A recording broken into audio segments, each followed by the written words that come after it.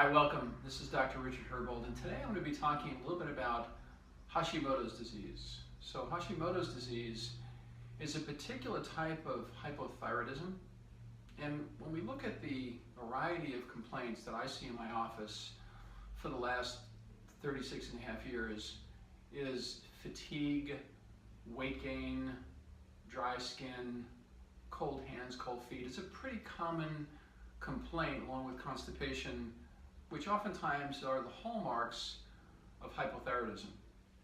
And the frustration of hypothyroidism is frequently everybody has the confluence of the symptoms, but at the end of the day, medically you don't match the resolve of what's on a lab.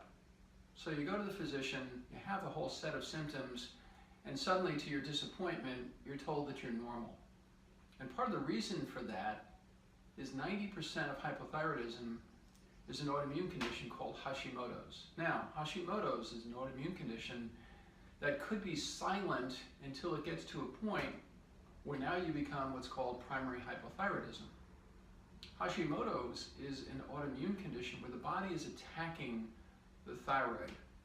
So the thyroid is a gland in your throat, and it creates hormones.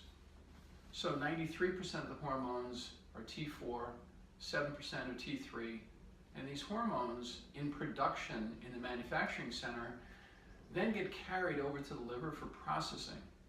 And there's a whole confluence of issues that occurs in the liver and in the gut, which are associated with the breakdown and distribution and processing of these hormones.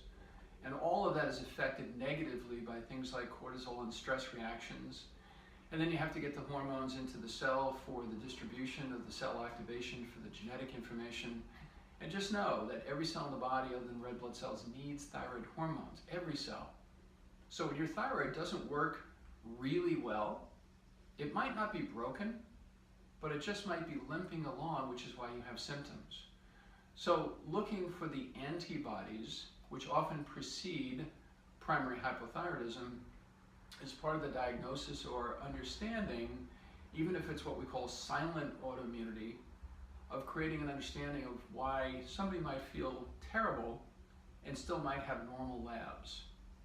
So Hashimoto's, which is the autoimmune condition, which is expressing thyroid peroxidase and thyroglobulin antibodies, which most frequently are not evaluated, and even if they are and found, if your TSH, which is a hormone made up in your brain, your pituitary, is not above, depending on the lab, 4.5 or 5.5, you are now not qualified as hypothyroid and sent on your way and probably given some other medication like an antidepressant, just saying that really the symptoms that you have are all in your head. The reality is that's not true. The metabolic dysfunction is progressive. So what happens in Hashimoto's, the little antibodies that are attacking your thyroid are kind of like Pac-Man, and they're breaking down these thyroid cells that make the hormones, the manufacturing center. And when they get high enough and break down, now you're told you have hypothyroidism and probably not even qualified as being Hashimoto's. So you're only treated with thyroid replacement, maybe T4, maybe T3 and T4, and then basically you're told that you're going to be normal.